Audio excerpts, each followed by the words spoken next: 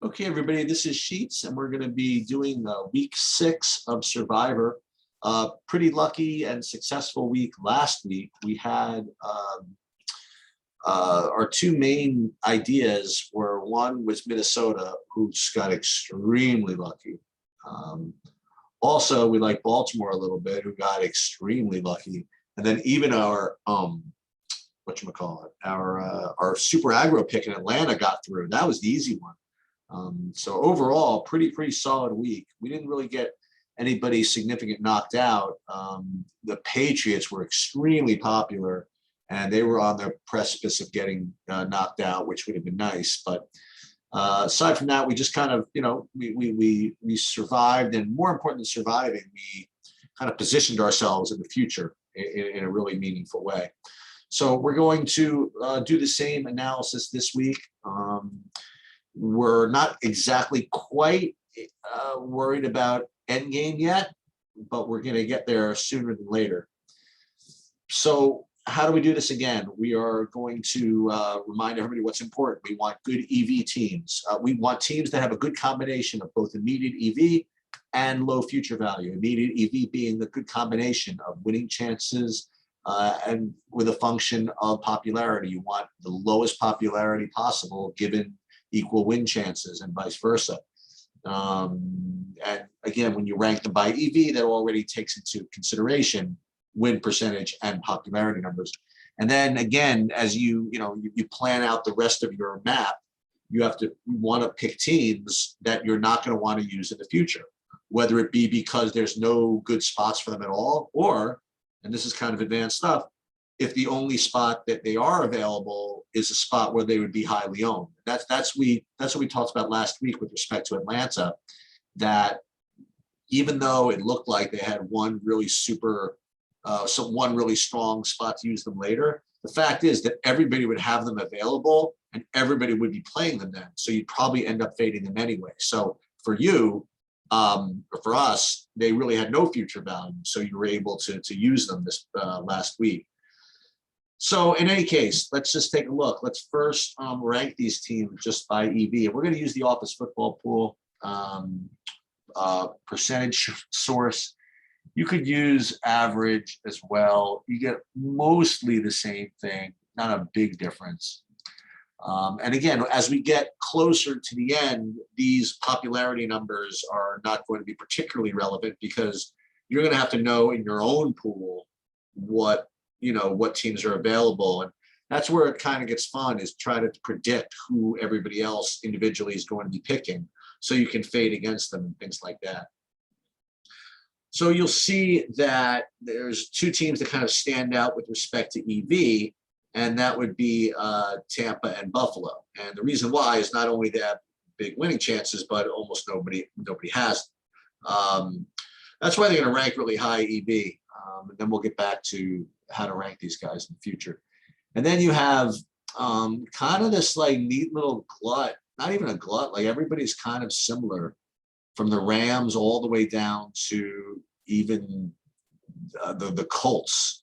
So I want to look at all of these teams as possible options because some of them are just much better than others with respect to future value. Because you see, like the EV is not a huge drop from these Tampas and Buffaloes, yes, but from the Rams all the way down, it's not that huge a drop. So if there's a team with low future value, it's going to be a really nice aggressive play, which is what you're going to see in today's with this week's predictions. So again, Tampa and Buffalo, they have the highest EV, but their future value is through the roof. I mean, you're going to be able to use them so many times that I would probably try to avoid them if you even have them available anyway. You should, if you've been following what we've been saying, I mean, you really probably haven't used Buffalo and maybe some Tampa. But so you could use Buffalo if you wanted and get a really good high EV play.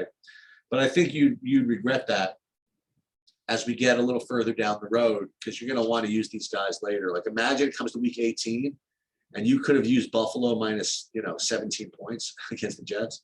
But no, you know what? You really felt you had to use it in week 6 as a 6-point favorite at Tennessee, So I'd probably fade that anyway. So the Rams are 104 and probably going up. I mean, this is well, going up. So they're an 11-point favorite at the Giants. The Giants lost all their players, so as a result, they have extremely high win odds. I I would have you watch this throughout the course of the week because I'm expecting the implied win odds to go up. But forget what I expect. This is what we're looking at, and that's why there's an asterisk here. And that's why the 37% owned, and to give you an idea of how owned that's going to make them. So there's only probably about 45% of the pools that have them available because a lot of people burned them over the last couple of weeks.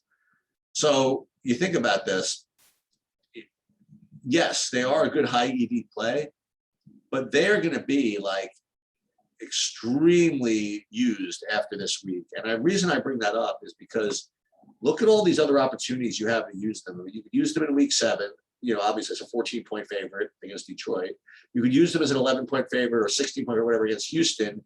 And then if you want, you could save it all the way to week 13, where you could have them as a 17-point favorite. So while the Rams are, yes, they're a good EV play here, they're a pretty solid save, you know, because when you use them in this future, you know, by here, you're not going to be fighting against that many people that have them. And the EV in this spot is going to be through the roof, and you're going to want to have that. KC again, they have good future value throughout the course of the season. You just Denver, Vegas. I mean, nothing major. Like you don't have any of these big 14-point favorites. So I think that, boy, if I had to pick between KC and the Rams, I honestly would rather play KC just because their future value is good, but not, you know, through the roof. Where the Rams, that week 13 hammer spot is very, very strong. So I probably, given that there's equal EV between the Rams and KC, I think I'd probably kind of close. That's best I can describe it. So now we're getting somewhere. So Pittsburgh, this is kind of a smash survivor type play.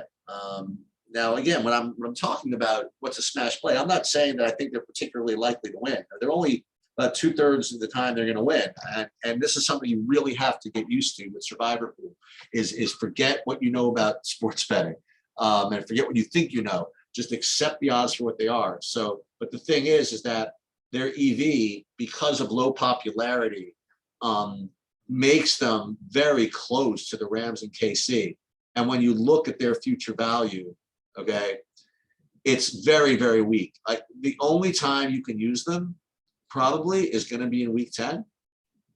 And in week 10, if you look at this, everybody's still going to probably have them available. So if that's the case, they're going to be extremely popular in week 10. So you're probably going to want to fade them in week 10 anyway. So with that said, I mean, Pittsburgh for us, is going to be extremely strong because their future value is actually close to 0, I think. Their actual future value. Like you could say that you can play against Detroit, but you're probably not going to want to. Denver, another super duper strong play. They have you know, their EV is very similar to some of these other plays, and yet in the future they are very, very they are very little future value. The thing is that what I think makes Pittsburgh a better play than Denver is very usable and very, very strong in week 14. So even though there is that only one time to use them, I think it's an extremely strong time. Remember, they were burned pretty heavy a couple of weeks ago, so they're not going to be that available. So this is a thing that you probably want to save them for. So I think that between Pittsburgh and Denver, I think that Pittsburgh is probably the better play because you see the difference. I think it's really important that Denver, they both have one spot that you can use them. But the difference is that when Pittsburgh plays Detroit, they're going to be extremely highly owned. But where Denver plays Detroit, they're not going to be that highly owned. That's why you can save Denver, but you don't really want to save Pittsburgh. That's a pretty important distinction. Green Bay is that. See, these two are ones I really didn't consider. Green Bay and Dallas, very similar EV, but Dallas has, again, very, very strong value in week 14. Excuse me, I'm looking at Green Bay. Sorry. Green Bay, very strong value in week 14. And God forbid you make it to week 18. You could play them there. So I would probably lean on saving Green Bay. You could play Green Bay in week 7 too if you want. Dallas, similar EV. Very few people playing them, but they have a very, very strong spot in week 10. Remember, we talked about Pittsburgh being extremely chalky in week 10, right? So if they're going to be really strong in week 10, you're going to want to play stuff like Dallas. Indianapolis is going to be a really strong play in week 10. So you probably want to save Dallas. I would rate Dallas as still probably not as good as Pittsburgh in this kind of secondary matrix. The last three teams I want to go over are Miami, Cincinnati, and Indiana. Miami, again, just on the outside looking in. Cincinnati, just on the outside looking in. Indianapolis, just on the outside looking in with respect to EV. Indianapolis, not because they're not going to win. I mean, they're 78% chance to win, but they're going to be so highly owned. That's why their EV goes down. In Indianapolis, I mean, you can save them in a very strong way for weeks 9 and 10.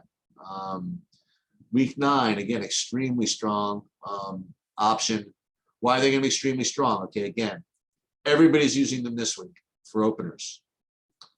Buffalo, people are going to use, but Miami is going to be extremely popular week 9, so you're going to want to fade them. So you're going to want to use Indianapolis in week 9. That's very, very strong play.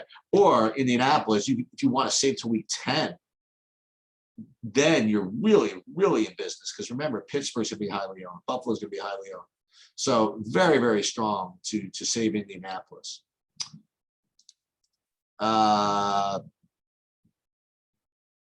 Cincinnati, not bad. Sort of on the outside looking in. But that's a decent aggro play. Miami, just on the outside looking in, very decent aggro play, except there's a place I'm going to use them later. So Miami in week 9, as we mentioned before, they're going to be a strong play, but everybody's going to use them. But in week 15, they look to be a very, very strong option because people will burn them already, and they'll be decent here. So, but you might also be able to play other teams here. So maybe Miami, of those super aggro teams, would be better. So I think I would rather. So if I had to rank all this stuff, Dallas, again, we want to use them later. I would probably do this. If you wanted to play a high EV team, I would play. You could play Tampa, I guess. You got to give them a little respect as the highest EV team, but you know what? I would prefer you fade them. I would probably play, between KC and the Rams. I probably want to save the Rams. I'd probably rather play KC than the Rams. Pittsburgh, I think, is an extremely strong play. So I play KC, I play Pittsburgh. Denver's a decent play as well, although I'd rather save them. Miami, super aggro. This is a tough week, guys. I have to say, this is a tough week to make the right decision. Look, I have no problem with you playing the Rams. I mean, honestly, they're going to be extremely strong EV-wise, but you're going to wish that you have them available when it comes to week 13. I'm just saying. It's a 17-point favorite over all these other options. Extremely strong. So I guess that's all I have for you. I guess, again, if you want to summarize, KC, Pitt. Boy, Pitt is such a hyper aggro play. But I'll tell you this: in pools with doubles where you have to use like a lot of teams, Pittsburgh's extremely strong. Pittsburgh, maybe some Denver, maybe some Miami down all the way down there. And that's pretty much it. That's pretty much all I got for you guys. Good luck, and we're getting towards mid-season. Hope you guys are learning something and doing well.